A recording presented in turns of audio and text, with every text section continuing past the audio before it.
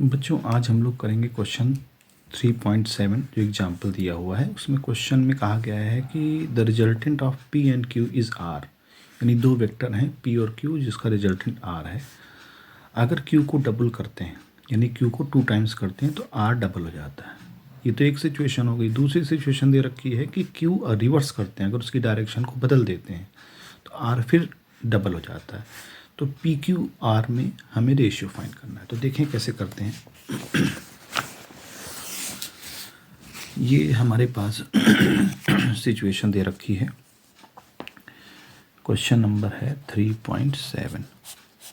Question में कहा गया है कि P और Q का रिजल्टेंट R है। तो अब हो सकता है P और Q किसी एंगल पर हो, तो एक फार्मूला हम बना लेते हैं। R square is equal to P square plus Q square plus 2PQ और कॉस थीटा। मान लें कि एक वेक्टर P है और एक वेक्टर Q है, ये दोनों किसी एंगल पर हैं, तो उसका रिजल्टेंट हम फाइंड कर लेंगे इस फार्मूले से। ठीक है। उसके बाद अब क्वेश्चन में बोला गया है कि अब Q, इसको इक्वेशन 1 बना दें। क्वेश्चन में बोला गया है कि अगर Q को हम डबल कर दें तो रिजल्टेंट 2 टाइम्स हो जाता है। तो हमारी इक्वेशन क्या बनेगी 2R का square plus P square plus Q square, sorry Q को हमें क्या करना था, डबल करना था। तो यहाँ 2Q का होल स्क्वायर प्लस P और 2Q और इंटू कॉस थीटा। अभी थीटा नहीं बदला है उसने, तो इसको हम कैसे लिख सकते हैं 4R square P square plus 4Q square plus 2PQ और कॉस थीटा।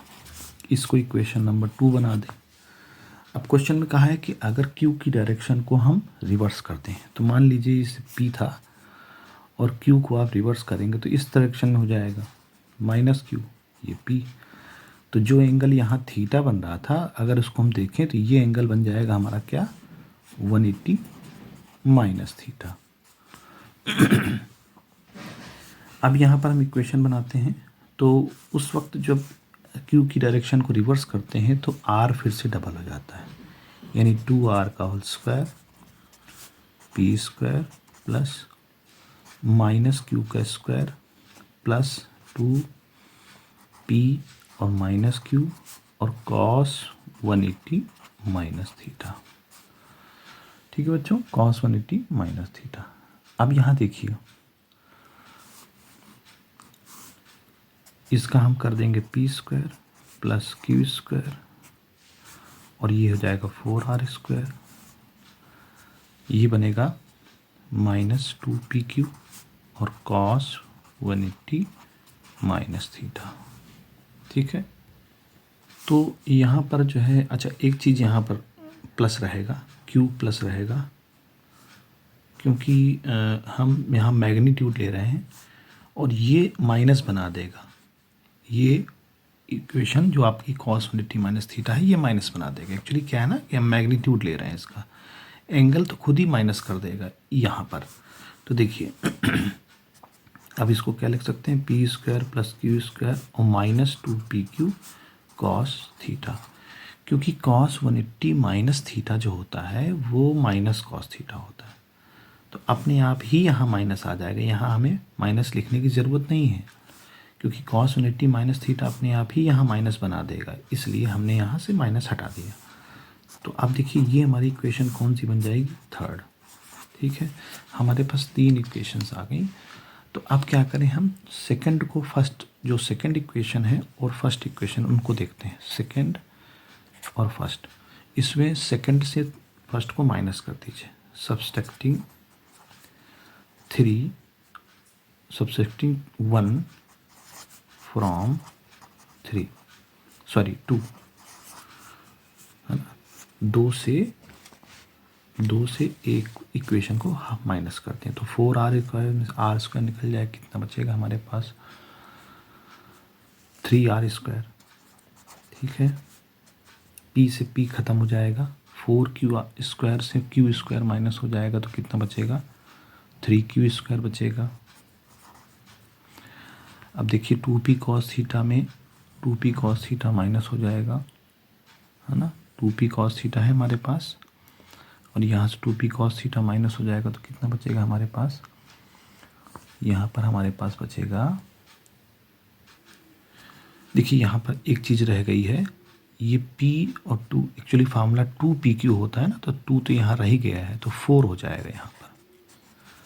तो 4q cos थीटा में से 2pq cos थीटा निकल जाएगा तो बचेगा प्लस 2pq cos थीटा। इसको इक्वेशन नंबर 4 दे देते हैं। ठीक है बच्चों, एक्चुअली है ना, एक्चुअली यहाँ फार्मूला 2ab होता है ना, तो p और q तो 2q था तो 2 2 जा 4 हो जाएगा, यहाँ मेरा 2 रह गया था। ठीक है, अब बात करते हैं इस इक्वेशन थर्ड की। तो थर्ड और फोर्थ को अगर हम ऐड कर दें, है ना, पहले फर्स्ट और थर्ड को ऐड कर दें तो देखिए क्यों, क्योंकि ये और 2pq cos theta cancel out हो जाएगा, इसलिए ऐसा कर रहे हैं। थर्ड को, ये थर्ड इक्वेशन है, इसको फर्स्ट से ऐड कर दें। तो एडिंग यहाँ लिख सकते हैं, एडिंग इक्वेशन 1 एंड इक्वेशन 3। तो देखिए बच्चों, जब आप इक्वेशन 3 और 1 को ऐड करोगे तो क्या आ जाएगा यहाँ पर 5r², क्योंकि 4r² मिलकर क्या बन जाएगा 5r²। ठीक है, अब थर्ड में देखिए p² जुड़ करके क्या बन जाएगा 2p²। यहाँ पर p² है, यहाँ p² है, तो मिल करके क्या बन जाएगा 2p²। ठीक है, q² मिलके क्या हो जाएगा 2q², और 2p cos थीटा माइनस का और प्लस का ख़त्म हो जाएगा। ठीक है, अब देखिए यहाँ से 2 हम हटा दें किसी तरह से, तो जब 2 हटाएंगे तो क्या आ जाएगा 5/, या 2 रहने दीजिए कोई समस्या नहीं, हमें p और q का ही तो पता चलना कराना है, तो ये इक्वेशन नंबर 5 हो जाती है। अब हम क्या करें कि इक्वेशन 5 और 4, देखिए 5 है हमारे पास और 4 है, ये 2 इक्वेशन हैं हमारे पास। तो हम चाहते हैं कि किसी तरह से ये 2pq cos थीटा ख़त्म हो जाए, तभी हम pq में जो है वैल्यू फाइंड कर सकते हैं। तो हम क्या करें, इक्वेशन 4 को 3 में ऐड कर दें। इक्वेशन 4 को 3 में ऐड कर दें। तो देखिए इक्वेशन 4 को 3 में जब ऐड करेंगे, एडिंग इक्वेशन 4 एंड 3, ऐसा क्यों कर रहे हैं, ताकि हम 2pq cos थीटा को ख़त्म कर पाएँ। तो ये प्लस का, ये माइनस का तो यहाँ ख़त्म हो जाएगा। तो देखिए 3r² और 4r² मिलके क्या हो जाएगा 7r²। ठीक है, अच्छा यहाँ पर 3r², 4 और 3 हमारी ये है। तो अब देखिए यहाँ पर p² है, यहाँ तो p² है नहीं, तो p² रहेगा हमारे पास। अब 3q² है, यहाँ q² है, तो मिलकर क्या हो जाएगा 4q²। ठीक है, और 2pq cos थीटा और ये ख़त्म हो जाएगा। तो ये इक्वेशन हमारी नंबर 6 आ गई। अब हमारा काम आसान हो गया, क्योंकि 5 और 6 में देखिए हमारे 2pq cos थीटा नहीं है। तो अब देखें यहाँ पर इक्वेशन 5 और 6 को देखें, तो यहाँ देखिए 2p 2q p 4q और इस तरह से बना हुआ है। तो क्यों ना हम इक्वेशन 6 को 2 से मल्टीप्लाई कर लें, तो हमारी इक्वेशन क्या बन जाएगी 2 से मल्टीप्लाई करने पर, है ना, मल्टीप्लाई कर लें 2, इसका 2 से मल्टीप्लाई कर लें तो क्या हो जाएगा 14r² हो जाएगा, 2p² हो जाएगा, प्लस 8q² हो जाएगा। ये इस इक्वेशन को हम 7 डाल दें, इक्वेशन बहुत सारी बन रही है तो अब क्या किया जाए, बनाना ही पड़ेगा। इक्वेशन 7 से हम 5 को माइनस कर दें, यानी 7 इक्वेशन को 5 से माइनस कर दें तो क्या हो जाएगा, अब इसके नीचे हम लिख दें 5r², ठीक है, और 2p² और प्लस 2q²। तो इससे होगा क्या, ये इक्वेशन हमारी 5 थी, इससे होगा क्या, माइनस करने से ये कैंसल आउट हो जाएगा। तो 8q² में 2q² निकल जाएगा तो कितना बचेगा 6q²। ठीक है, 6q²। अब 14 में से 5 निकल जाएगा तो 9 बचेगा, 9r²। तो यहाँ पर हम q की वैल्यू कैसे फाइंड कर सकते हैं, q की वैल्यू देखिए आ जाएगी हमारी q² आ जाएगा 9/6r², है ना। अब इसको क्या लिख सकते हैं हम, इसको लिख सकते हैं 3 9, ये कैंसल आउट हो जाएगा, 3 से 3 2 जा 6, 3 3 जा 9, तो कितना बचेगा 3/2r²। लेकिन ये तो क्यू स्क्वायर था ना, तो इसको हम क्या करें, क्यू निकालें, तो क्यू कितना हो जाएगा, √3/2 और r। ठीक, ये हमारा एक आ गया क्यू की वैल्यू। अब इसी क्यू की वैल्यू अगर हम इक्वेशन 5 में रखते हैं, देखिए इक्वेशन 5 आपके सामने दिख रही है, इसमें हम वैल्यू पुट करते हैं, तो क्या करें, देखिए 5r², ठीक है, = 2p² और प्लस 2q²। तो 2q² की वैल्यू है 3/2r², ठीक है। अब यहाँ से देखिए 2 से 2 कैंसिल हो रहा है और यहाँ बचेगा 3r², जो इधर आएगा तो माइनस हो जाएगा, तो कितना हो जाएगा, 2r² हो जाएगा, 2p²। देखिए 2 कैंसिल हो जाएगा, p² की वैल्यू r² के बराबर हो जाएगी, मतलब p की वैल्यू r के बराबर हो जाएगी। तो सारी बातें हमको पता चल गई। तो अब हम PQR में रेशियो फाइंड कर लें, तो P, Q और R में, तो P हमारा तो P ही है और Q कितना निकला था, 3/2 अंडर रूट का, और R, और P की वैल्यू R के बराबर थी, चाहिए तो हाँ लिखना था कि P की वैल्यू R है, तो P की जगह हम क्या लिखेंगे, R, ठीक है, और R की जगह R। तो देखो यहाँ से हम क्या कर सकते हैं, √2 सब जगह मल्टीप्लाई कर दें ऊपर, तो ये हो जाएगा √2r, ये √3, एक तरह से एलसीएम ले लें, ये तो मैथ्स में आपने खूब किया होगा, √2r। देखिए r सब जगह इक्वल है ना, तो r हटा देते हैं, तो क्या बन जाएगा, √2, √3 और √2। ये हमारी क्या बन जाएगी, PQR में रिलेशन आ जाएगी, रेशियो आ जाएगा। तो उम्मीद है बच्चों ये चीज़ समझ में आई होगी। अब हम क्वेश्चन नेक्स्ट बढ़ते हैं। क्वेश्चन है हमारा 3.8, ये हम आपको दिखा देते हैं। 3.8 में क्या है कि देखिए इसमें एक क्वेश्चन दिया हुआ है 3.8 में, ये देखिए क्वेश्चन ये दिया, एक फिगर दिया हुआ है। फिगर में हमें बता रहा है कि particle slides with speed of 3 meter per second, p से 3 मीटर पर सेकंड की स्पीड से एक पार्टिकल स्लाइड कर रहा है।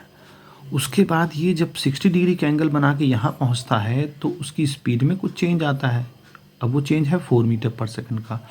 तो क्वेश्चन में कहता है कि जो पाथ ही फॉलो हो रहा है उसमें P से Q में, assume the path followed by particle circular from P to Q।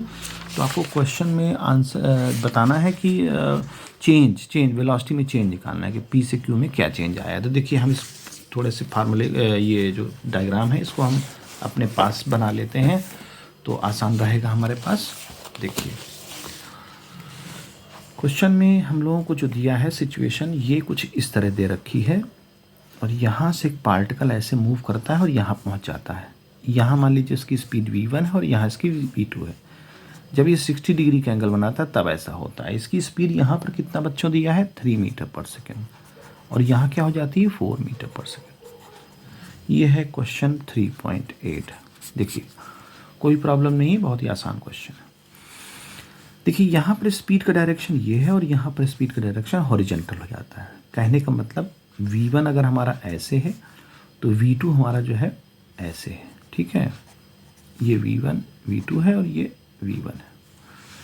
अच्छा देखिए अब चेंज निकालना है। देखो बच्चों चेंज का मतलब होता है फाइनल में से इनिशियल को माइनस करना, यानी फाइनल हमारा पहले लिखा जाएगा और इनिशियल माइनस करके लिखा जाएगा। तो आप सब्सट्रैक्शन आपने पढ़ा होगा, सब्सट्रैक्शन के लिए अगर हम इसको ऐसे करते हैं रिजल्टेंट, तो ये क्या बन जाएगा, v2 माइनस v1, और यही तो हमें चाहिए चेंज। देखिए ये रूल अगर देखा जाए तो जोड़ने के हिसाब से है v1 और v2, ठीक है। v1 और v अगर हम जोड़ने के हिसाब से करें कि भाई ये कैसे हो गया, तो देखो आप जोड़िए v1 को रिजल्टेंट में जोड़िए, रिजल्टेंट को मान लीजिए डेल्टा v मान लीजिए, v1 को डेल्टा v में जोड़िए तो क्या बन जाएगा, v2, जोड़ने के नियम से, क्योंकि पहले वाले वेक्टर का हेड से हमने दूसरे वेक्टर को जोड़ा। तो आप इसको रिजल्टेंट मान लो, तो रिजल्टेंट क्या होता है, स्टार्टिंग वेक्टर का हेड टेल और फाइनल वेक्टर का हेड जोड़ दिया, तो ये जोड़ने के नियम से हो गया। तो देखिए v1 और प्लस डेल्टा v बराबर v2 के, लेकिन हमें तो डेल्टा v फाइंड करना है ना, तो डेल्टा v क्या हो जाएगा, v2 माइनस v1, ठीक। तो उस हिसाब से इसको हम समझ सकते हैं। और बाकी सब्सट्रैक्शन आपने पढ़ा होगा, सब्सट्रैक्शन में यही सिखाया जाता है उसमें। अगर इसको हम ऐसे एरो ऐसे कर दें तो ये v1 माइनस v2 हो जाएगा, लेकिन हमको चेंज निकालना है फाइनल से इनिशियल, इसलिए उसका एरो जो है रिजल्टेंट का, जो हम इसको रिजल्टेंट अगर मान रहे हैं तो v1 इस डायरेक्शन में अगर करेंगे तो v2 में से v1 माइनस होगा। ठीक है, अब यहाँ पर हमें जो सिचुएशन दे रखी थी उस सिचुएशन के हिसाब से फार्मूला लगाना पड़ेगा। तो देखिए फार्मूले में हम लोग क्या करेंगे, फार्मूला होता है delta v is equal to under root v1 square plus v2 square और minus 2v1 v2 cos theta, क्योंकि सब्सट्रैक्शन का है ना यहाँ पर v2 माइनस v1, तो यहाँ पर आपको माइनस साइन लगाना पड़ेगा। अगर एडिशन होता तो प्लस लगाते हैं। अब v1 और v2 दे रखी, बहुत आसानी से हम कर सकते हैं सॉल्व। 3 का स्क्वायर 9 और 4 का स्क्वायर 16 माइनस ये आपका आ जाएगा 2 3 जा 6 और 6 4 जा 24। तो ये 24 और cos 60,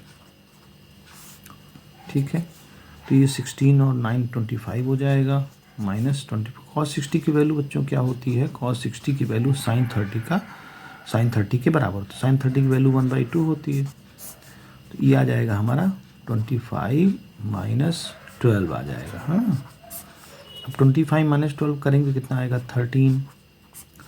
अब 13 का अगर स्क्वायर रूट निकालेंगे तो डेसिमल में आएगा, लेकिन हमारा जो आंसर है वो हम इस तरह दे सकते हैं √3 मीटर पर सेकेंड। ये हमारा चेंज आ गया। अच्छा, थोड़ा सा यहाँ हम ऊपर कर नहीं पाए पेज को, तो आप देख लीजिए 24 का 2 से डिवाइड होगा तो 12 बचेगा और इसका माइनस करेंगे 13, तो आ जाएगा 13 मीटर पर सेकेंड इसका चेंज हो जाएगा। तो वेलोसिटी में चेंज जो है 13 मीटर पर सेकेंड आएगा। तो उम्मीद है बच्चों आपको समझ में आया होगा, कोई बहुत टफ सवाल नहीं था। तो इस तरह से अब आगे बढ़ेंगे। एक्सरसाइज हम 3.2 करेंगे नेक्स्ट वीडियो में। Good bye.